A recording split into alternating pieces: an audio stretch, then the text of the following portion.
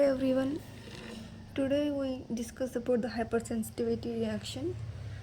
So ఈరోజు మనం line to line ఈజీగా అండర్స్టాండ్ చేసుకుంటూ వెళ్ళిపోదాం హైపర్సెన్సిటివిటీ రియాక్షన్ని. First, the purpose of immune response is to eliminate the foreign antigens that have entered into the host. In most instances immune response leads to only a subclinical or localized inflammatory response, which just eliminates the antigen without causing significant damage to the host. అంటే ఏంటి, మామూలుగా ఒక antigen అనేది మన బాడీలోకి enter అయిన తర్వాత immune reaction అనేది జరుగుతుంది. దాని వలన జస్ట్ స్మాల్ ఇన్ఫ్లమేషన్ రియాక్షన్ అనేది వస్తుంది. ఇట్లా స్మాల్గా ఇన్ఫ్లమేటరీ రియాక్షన్ రెస్పాన్స్ కాకుండా exaggerated inflammatory response like severe inflammation అవ్వడం అలాంటివి జరిగితే నీకు హైపర్ సెన్సిటివిటీ ఉన్నట్టు. నీకు నార్మల్గా ఇమ్యూన్ రెస్పాన్స్ అనేది జరిగి స్మాల్గా కాకుండా ఎక్కువ ఇన్ఫ్లమేషన్, ఎక్కువ స్వెల్లింగ్, దానివల్ల ఎక్కువ సివియర్ ప్రాబ్లమ్స్ వచ్చేటికైతే దాన్ని హైపర్ సెన్సిటివిటీ అంటారు. So however at a times this response become abnormal. Normal టైమ్స్లో స్మాల్గా వస్తుంది కదా ఇన్ఫ్లమేషన్, ఇలా కాకుండా ఎక్కువ అబ్నార్మల్గా రావడం leads to exaggerated inflammatory response which causes extensive tissue damage or sometimes even death. ఎక్కువ ఇన్ఫ్లమేటరీ అబ్నార్మల్గా రావడం వలన కొన్నిసార్లు టిష్యూ డ్యామేజ్ జరుగుతుంది, అలాగే sometimes it causes even death అనమాట.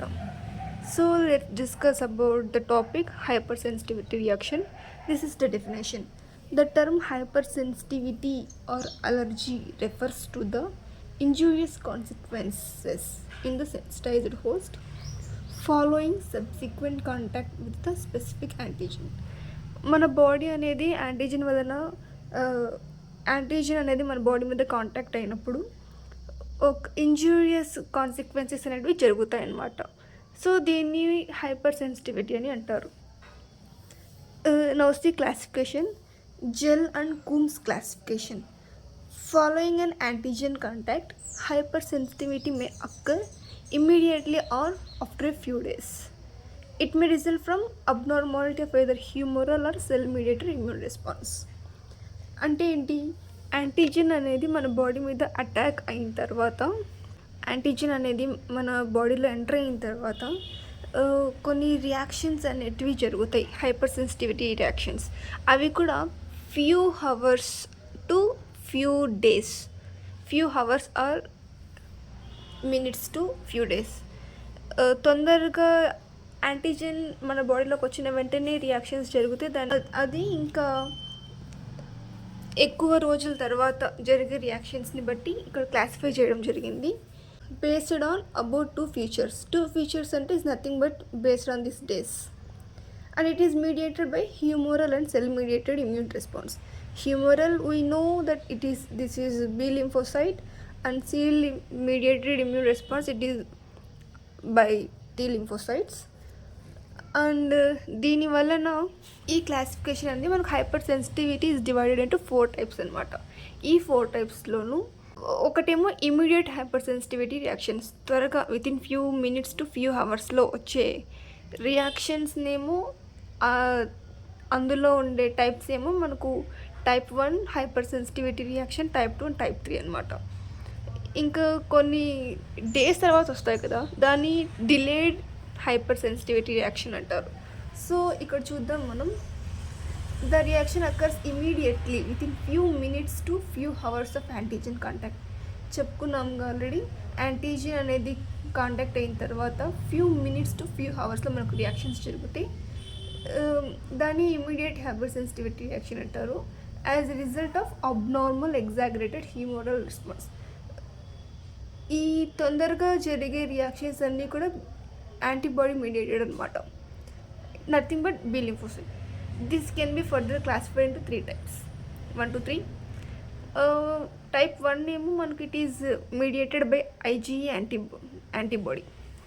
ఐజీఈ అంటే మనకు తెలుసు, దీనివల్ల మనకు ఎక్కువ అలర్జీ రియాక్షన్స్ అనేవి జరుగుతూ ఉంటాయి, which causes mast cell degranulation. ఇందులో మాస్టిసిల్ అనేది డిగ్రానులేషన్ జరుగుతుంది.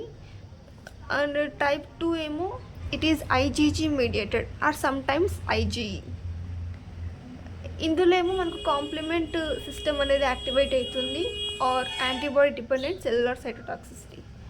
ఇంకా టైప్ 3 ఏమంటే it is immune complex. Antigen and antibody అనేటివి ఇంట్రాక్ట్ అయిన తర్వాత ఇమ్యూన్ కాంప్లెక్స్ దాని వలన జరిగే రియాక్షన్స్ అనేటివి మనకు టైప్ 3 అనమాట. ఇది చూడండి, డిలేడ్ హైపర్ సెన్సిటివిటీ రియాక్షన్ అంటే ఏంటి? Delayed hyper sensitive reaction occurs after few days of antigen contact. ఓకేనా, యాంటీజెన్ కాంటాక్ట్ అయిన ఫ్యూ డేస్కి మనకు రియాక్షన్స్ జరిగితే దాన్ని డిలేడ్ అంటారు. It is as a result of abnormal cell mediated immune response. మనకు టీ సెల్స్ అనమాట. This is also called type 4 hyper sensitivity, not only delayed, also called type 4. It is mediated by specific subset of T helper cells, okay, called delayed hypersensitivity T cells, or this is the symbol for it. And ఇప్పుడు మనం type 1 hyper sensitivity reaction గురించి తెలుసుకుందాం ఈ వీడియోలో. The hallmark of type 1 hypersensitivity reaction is production of IgE by sensitized B cells following a contact with an allergen, which in turn induces smart cell degranulation. ఇంతకుముందు చెప్పుకున్నట్టే type 1 అనేది IgE antibody వలన వస్తుంది. ఇది sensitised by be cells. ఇందులో మనకు mast cell degranulation జరుగుతుంది. And the pharmacologically active mediators released from this granules causes vasodilation, vascular smooth muscle contraction and increased vascular permeability. అంటే ఏంటి? మనకు మాస్ట్ సెల్ అనేటివి డిగ్రానులేట్ జరుగుతాయి కదా, ఈ గ్రాన్యూల్స్లో నుండి కొన్ని కెమికల్ మీడియేటర్స్ అనేవి రిలీజ్ అవుతాయి. దీని వలన వాసోడైలేషన్, కాంట్రాక్షన్, ఇంక్రీజ్డ్ పర్మియబిలిటీ ఇవి జరుగుతాయి. ఈ చేంజెస్ మనకు లోకల్గా జరిగితే దాన్ని అటోపీ అంటారు, సిస్టమిక్గా జరిగితే దీన్ని అనాఫిలాక్సిస్ అంటారు. ఓకే, ఇప్పుడు వీల్ ఫ్లేర్ రెస్పాన్సెస్ చూద్దాం. వీల్ అంటే ఏంటి? It is nothing but swelling. Flare అంటే రెడ్నెస్. ఓకే, వీల్ అంటే స్వెల్లింగ్, ఫ్లేర్ అంటే రెడ్నెస్ ఆర్ ఎరిథిమాటస్ కూడా అనొచ్చు రెడ్నెస్ని. It is characterized by characteristic local cutaneous reaction representing type hypersensitivity reaction. Okay, initially serum from an allergic person is injected intradermally into the non-allergic individual. అంటే ఏంటి? Serum in this case is nothing but blood అనేది infected person నుండి తీసుకొని కొంచెంసేపు అలాగే పెట్టేయాలి. పెట్టేసిన తర్వాత మీకు మనకు బ్లడ్ అనేది క్లాట్ అవుతుంది. ఆ క్లాట్ అయిన బ్లడ్లో యాంటీబాడీస్ మాత్రమే ఉంటాయి. సో ఈ సెరం అనేది అలర్జిక్ పర్సన్ నుండి నాన్ అలర్జిక్ పర్సన్లో ఇంట్రాడర్మల్గా ఇంజెక్ట్ చేస్తే కొద్దిసేపటి తర్వాత ఎక్కడైతే మనం ఇంజెక్ట్ చేసింటామో ఆ ఏరియాలో మనకు రెడ్నెస్ అనేది స్టార్ట్ అవుతుంది. రెడ్నెస్ అపియరెన్స్ అనేది స్టార్ట్ అవుతుంది అనమాట. So you can see here wheal and flare reaction is developed at the site where the this injection is injected. Okay, it occurs in 3 stages as follows. Begins with appearance of an erythematous area. Erythematous is nothing but redness, red ga maranam. Okay na, development of flare and redness, erythema at the surrounding site, and finally swelling వస్తుంది అన్నమాట at the same site. Okay, as fluid leaks under the skin from the surrounding capillaries. Okay, next allergens. They are foreign antigens that induce allergy. Allergens మనం ఇక్కడ టేబుల్లో చూసుకోవచ్చు in the form of food. Like మనం మూవీస్లో చూస్తూ ఉంటాము, see ఫుడ్కి allergy వస్తుంది, నాకు పడదు అని. So food in the cases of nuts, egg, peas, sea food, beans, milk, plants and pollens. Here we see pollens. మనం ఇంటర్మీడియట్ నుంచి చదువుకుంటూనే ఉంటాం పోలెన్ కాజెస్ అలర్జిక్ రియాక్షన్స్ అని. సో దీనివల్ల కూడా ఇవి కూడా మనకు allergen టైప్సే.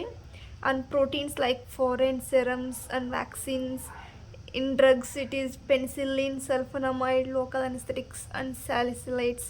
Insect bites like venom of bees, wasp, ant, cockroach, dust mites, others.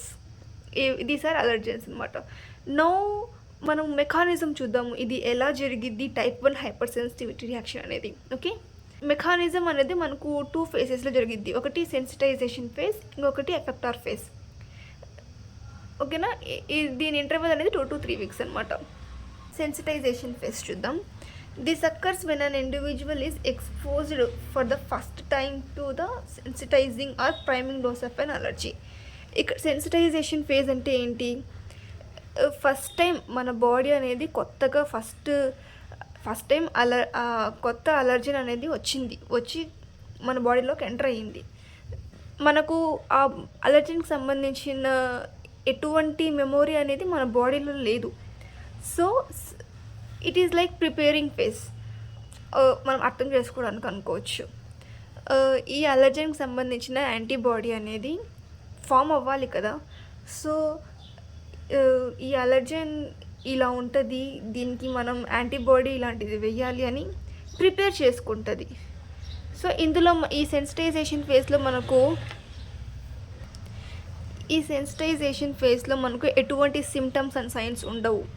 ఇది జస్ట్ ప్రిపరేటరీ ఫేజ్ లాగా, first just to prepare antibodies. And in susceptible individuals very minute doses can be sufficient to sensitize the host. ఇక్కడ మనకు susceptible individuals is nothing but జెనెటిక్గా ఆ problems అనేటివి, ఆ reactions అనేవి జరగడం అనమాట. సో అటువంటి ఇండివిజువల్స్లో చిన్న స్మాల్ డోస్ కూడా నార్మల్ పీపుల్లో మనకు ఒక సఫిషియంట్ డోస్ వేస్తే దాని వలన మనకు రియాక్షన్స్ జరుగుతాయి. కానీ ఈ ససెప్టబుల్ ఇండివిజువల్స్లో ఏంటంటే దానికన్నా ఇంకా చిన్న డోస్ వేసినా కూడా వాళ్ళకి ఇంకా రియాక్షన్స్ అలాంటివి జరుగుతాయి అన్నమాట. సో ఇక్కడ చూడొచ్చు, the allergen is processed by the antigen presenting cells. Once the allergens అనేటివి మన బాడీలోకి వచ్చిన తర్వాత ఏపీసీ సెల్స్ అనేవి కొన్ని ఉంటాయి, యాంటీజెన్ ప్రెజెంటింగ్ సెల్స్. ఇక్కడ పేరులోనే ఉంది యాంటీజెన్ ప్రెజెంటింగ్ సెల్. యాంటీజెన్ వచ్చింది అని కనుక్కుండే cells. Okay, and also by T cells మీద కొన్ని CD4 సెల్స్ అనేటివి, కొన్ని CD4 రీజన్స్ అనేటివి ఉంటాయి టీ సెల్స్ మీద, హెల్పర్ టీ సెల్స్ మీద. సో ఇవి కూడా యాక్టివేట్ అవుతాయి, తెలుసుకుంటే ఓకే అలర్జీన్ వచ్చింది మన బాడీలోకి అని. తెలిసిన వెంటనే ఇవేం చేస్తాయి, హెల్పర్ టీ సెల్స్ని యాక్టివేట్ చేస్తాయి. యాక్టివేటెడ్ హెల్పర్ టీ సెల్స్, ఇది యాక్టివేట్ అయిన హెల్పర్ టీ సెల్ వెంటనే it is differentiates into TH2 cells అనమాట. ఈ TH2 సెల్స్ ఏం చేస్తుంది, వెంటనే ఇంటర్లూకిన్ 4 అనేది ప్రొడ్యూస్ చేసేసి నువ్వు వెంటనే బీ సెల్స్ దగ్గరికి వెళ్ళు అని చెప్పి, బీ సెల్స్ దగ్గరికి వెళ్ళు, సమాచారం ఇవ్వు, అలర్జన్స్ వచ్చాయి అని. సో ఇంటర్లూకిన్ 4 ఏం చేస్తాయి, బీ సెల్స్ దగ్గరకు వచ్చి చెప్తాయి అన్నమాట అలర్జన్స్ వచ్చాయి అని. ఈ వెంటనే ఈ be cells differentiates into plasma cells and memory cells అనమాట. ఏవైతే మనకు ఐజీఈని ప్రొడ్యూస్ చేస్తాయో ఆ సెల్స్గా మారిపోతాయి.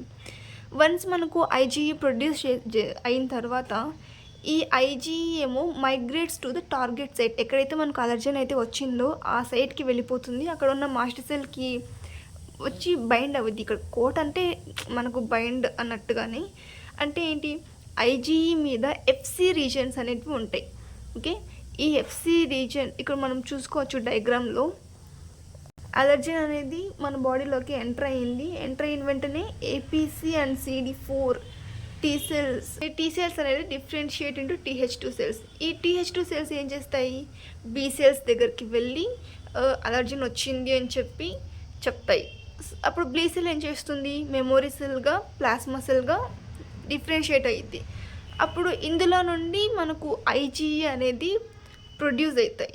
ఈ ఐజీఈ ఏం చేస్తుంది, మాస్టర్ సెల్ దగ్గరికి వెళ్తుంది, వెళ్ళి దీని మీదకి బైండ్ అవుతుంది. ఇక్కడ పింక్ చూడండి, ఈ ఐజీఈ మీద ఎఫ్సి రీజన్స్ అనేటివి ఉంటాయి. అలాగే మాస్ట్ సెల్ మీద ఎఫ్సి రిసెప్టార్స్ అనేటివి ఉంటాయి. సో ఈ ఎఫ్సి రీజియన్ ఐజీఈ మీద ఉండేటివి ఈ రిసెప్టార్స్ మీద వచ్చి బైండ్ అవుతాయి. దీన్నే కోటింగ్ అంటారు. సో వన్స్ ఇట్లా కోట్ అయిన తర్వాత ఇది ఎలా మారిపోతుంది, ఈ మాస్ట్ సెల్ అనేది ఐజీతో లింక్ అయింది కాబట్టి సెన్సిటైజ్డ్ మాస్ట్ సెల్గా మారిపోయింది. అండ్ ఇదేం చేసిద్ది, next time same allergen next time ఒకవేళ వస్తే దాని మీద దాని ప్రతిభ మొత్తం చూపించడానికి అలా తయారైపోయింది అనమాట. సో ఇక్కడ ఇదే దాని మీనింగ్ అదే అనమాట. FC reason of IgE binds to high affinity FC receptors present on mast cells. Such sensitized mast cells, that is means coated with Ig, okay, will be waiting for interaction with the subsequent antigenic challenge. ఇది sensitization phase అనమాట. It is nothing but preparatory phase అని అనుకోవచ్చు. Okay, next effector phase.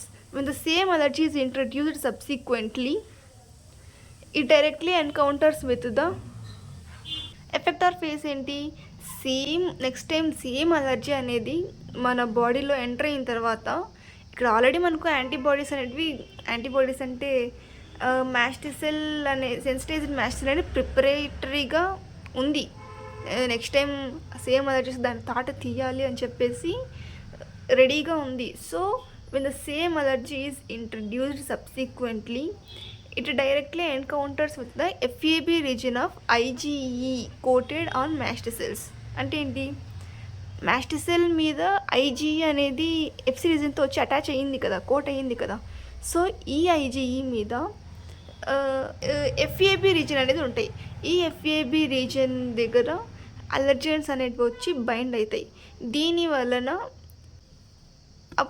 IgE మీద మనకు ఇప్పుడు allergens అనేటివి వచ్చి bind అయ్యాయి కదా, దీని వలన మాస్టర్స్ అనేటివి యాక్టివేట్ అయ్యి డీగ్రానులేషన్ జరగడానికి స్టార్ట్ అవుతుందన్నమాట. సో డీగ్రానులేషన్ అయ్యేటప్పుడు కొన్ని యాక్టివ్ కెమికల్ మీడియేటర్స్ ఉంటాయన్నమాట. అవి కెమికల్ మీడియేటర్స్ వలన కొన్ని చేంజెస్ అనేవి మన బాడీలో జరుగుతాయి. ఆ చేంజెస్ వలన మనకు టైప్ 1 రియాక్షన్ అనేది జరిగిద్ది అనమాట. ఓకే, నెక్స్ట్ డీగ్రానులేషన్ అనేది మనకు రెండు రకాలుగా జరిగింది, 2 ఫేసెస్. ఒకటేమో ప్రైమరీ మీడియేటర్స్ అంటే ఏంటివి, అలర్జెన్ అనేది ఐజీఈ దగ్గర ఇంటరాక్ట్ అయ్యింది. ఐజీఈ వలన మాస్ట్ సెల్ అనేది మనకు డీగ్రానులేషన్ జరుగుతుంది. దీని వలన వచ్చే mediators like histamine and serotonin. Okay, అవి ప్రైమరీ మీడియేటర్స్. ఇక్కడ సెకండరీ మీడియేటర్స్ ఏంటి, అలర్జెన్స్ అనేటివి ఐజీఈ మీద కాకుండా డైరెక్ట్ మాస్ట్ సెల్ మీద వచ్చి అటాక్ అవుతాయి అన్నమాట. దాని వలన కొన్ని మీడియేటర్స్ అనేటివి డీగ్రానులేషన్ జరిగి కొన్ని వేరే మీడియేటర్స్ అనేటివి వస్తాయి. అవి ఏంటివి, ప్రోస్టాగ్లాండిన్స్ అండ్ ల్యూకోట్రైన్స్ అటువంటివి అనమాట. సో మీడియేటర్స్ ఏవైనా కానీ రిలీజ్ అయిన తర్వాత నీకు ఖచ్చితంగా చేంజెస్ అనేవి బాడీలో జరుగుతుంది. ఇది ఒక టేబుల్ అనేది ప్రైమరీ మీడియేటర్స్ అనేటివి ఇవి, దీనివల్ల జరిగే యాక్షన్స్ అనేటివి మనకు చెప్పారు.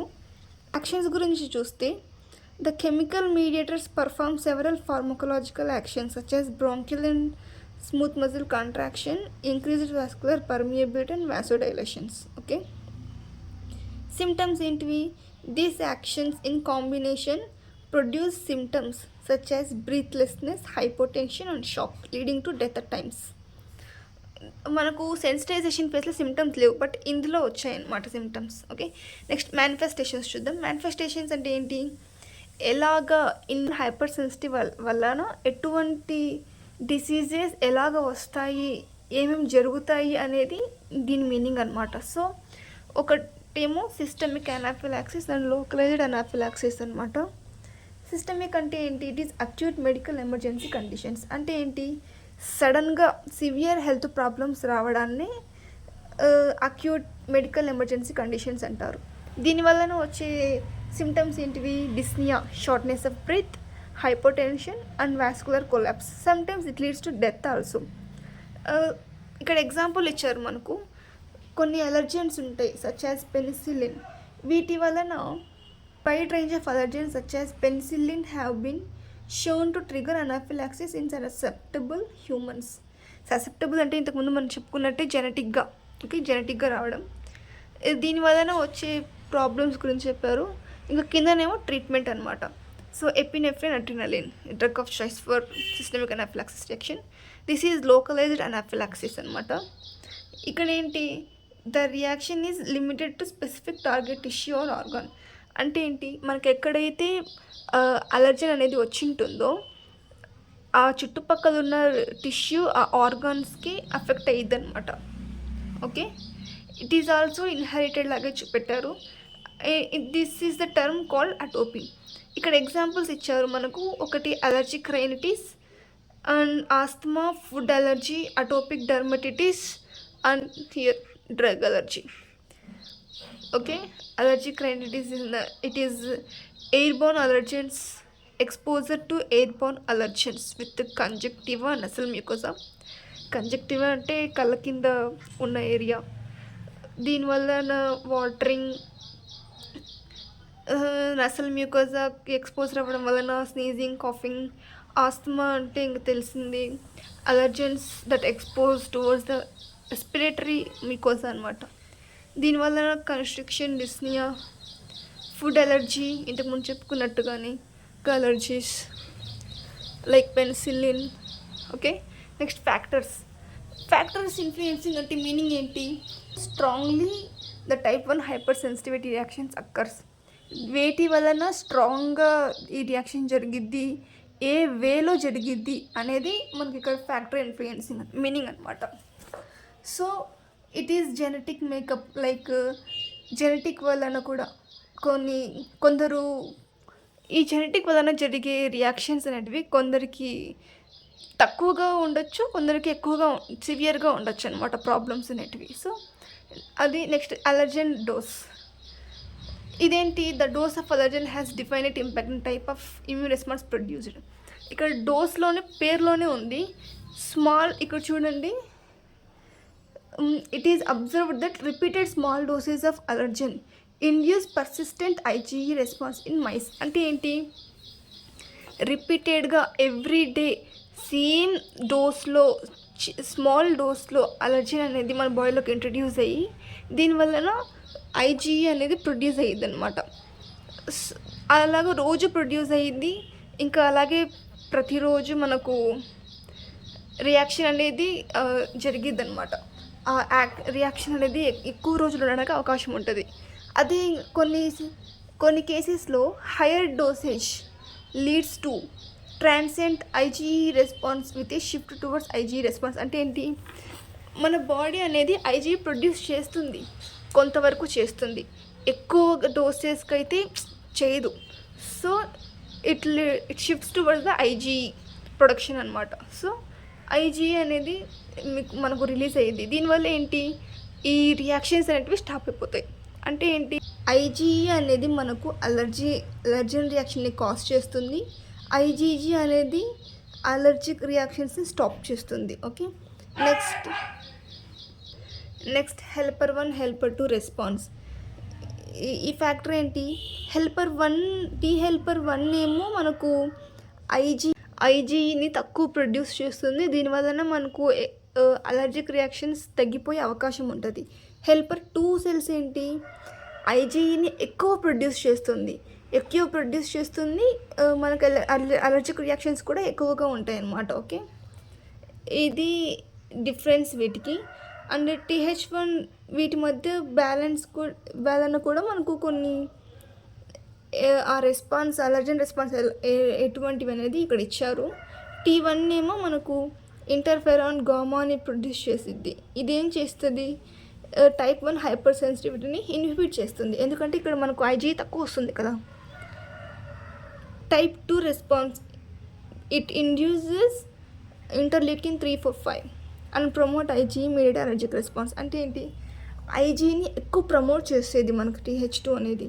సో ఇది మనకు కొంచెం 1 అనేది హెల్ప్ఫుల్, 2 అనేది కొంచెం ప్రాబ్లమ్స్ని కాజ్ చేసేలాగా. ఓకే, నెక్స్ట్ డిటెక్షన్ చూడొచ్చు. స్కిన్ ప్రిక్ టెస్ట్ అంటే ఏంటి, మన ఇమాజిన్ చేసుకోండి, చేతి మీద అలర్జన్ కాజ్ అయ్యే సొల్యూషన్ని వేశారు. ఆ సొల్యూషన్ని వేసి ఆ ప్లేస్లోనే మనం నీడిల్తో ప్రిక్ చేయాలన్నమాట. ఆ చేయడం వలన అలర్జెన్ అనేది మన బాడీ లోపలికి వెళ్తుంది. ఒకవేళ సేమ్ అలర్జెన్ ఆ పర్సన్‌లో ఉంటే మనకు 30 మినిట్స్‌లో మనకు రెడ్‌నెస్ అనేది కనపడిద్ది. ఓకేనా? అప్పుడేం మనకు తెలుసుకోవచ్చు. ఓకే. ఈ అలర్జెన్ వల్లనే మనకు ఈ ప్రాబ్లమ్ వచ్చింది ఇతనికి అని డిటెక్ట్ చేసేయచ్చు. సో ఇందులో అడ్వాంటేజెస్ ఏంటివి? It is inexpensive. Large number of allergens కూడా మనము వన్ టైంలోనే కనిపెట్టేయచ్చు. డిసడ్వాంటేజ్ ఏంటి?